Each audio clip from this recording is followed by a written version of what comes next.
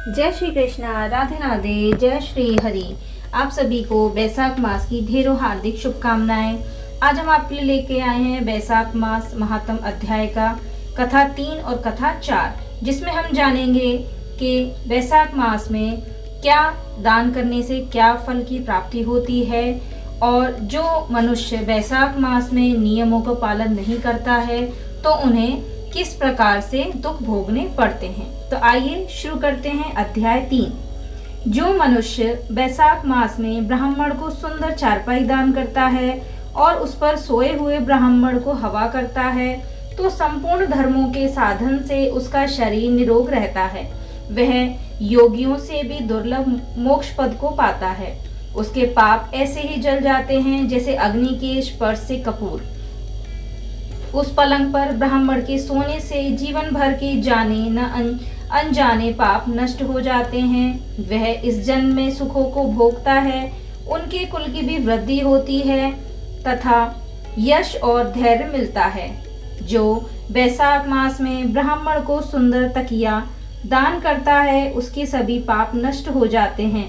बिना उसके मनुष्य सुखपूर्वक सो नहीं सकता और पृथ्वी का राज्य भोगता हुआ 7 जन्मों तक सुखी, धर्मपरायण तथा विजयी बनकर अपने 7 कुलों सहित मोक्ष को प्राप्त हो जाता है।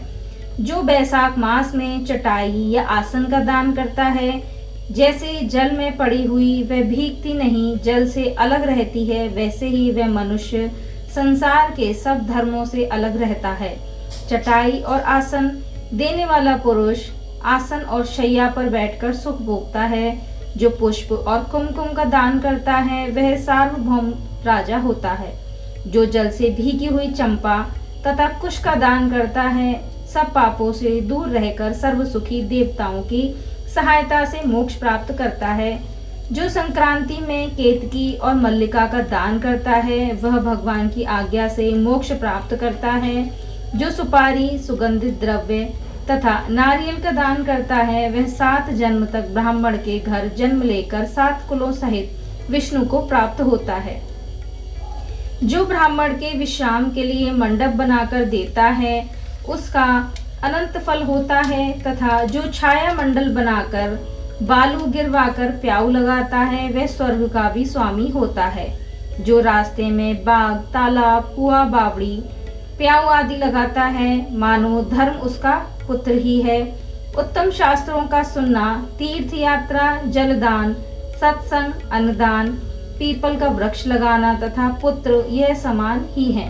ऐसी संतान देवताओं को भी दुर्लभ है। जिसके संतान ना हो उसको इनमें से एक काम अवश्य करने चाहिए। आगे शुरू करते हैं अध्याय 4। नारद जी कहते हैं कि बैसाख मास में शरीर में तेल लगाना, दिन में सोना, कांसे के बर्तन में भोजन करना, दोबारा भोजन, खाट पर सोना, घर में स्नान करना, यह सब कार्य वर्जित हैं। बैसाख मास में दोपहर के समय थके हुए ब्राह्मण के पैर दबाना सब व्रतों में उत्तम व्रत है। जो दोपहर में आए थके ब्राह्मण को सुंदर आसन देकर उसके पैर दबाता है वह सब बंधनों से मुक्त हो जाता है तथा गंगा आदि सब तीर्थों के स्नान का फल पाता है। मनुष्य रोगहीन और मोटा ताजा होकर भी बैसाख मास में स्नान न करने से चांडाल योनि को प्राप्त होता है। बैसाख मास की संक्रांति के दिन जो बाहर जाकर किसी तीर्थ पर स्नान नहीं करता वह 100 जन्म लेता है। बैसाख मास में अन्नदान अथवा जलदान न करने से निश्चय पूर्वक सभी दुखों से मुक्त नहीं होता। बैसाख मास में नदी में स्नान करके भगवान विष्णु का ध्यान करने से निश्चय ही 3 जन्मों में किए हुए पाप नष्ट हो जाते हैं। प्रातः काल समुद्र में गिरने वाली नदियों में स्नान करने से 7 जन्मों के पाप और उषा काल में सप्त गंगा में स्नान करने से करोड़ों जन्मों के पाप नष्ट हो जाते हैं। जानवी, वृद्ध, गंगा, कालिंदी, सरस्वती, कावेरी, नर्मदा और त्रिवेणी यह सप्त गंगा हैं।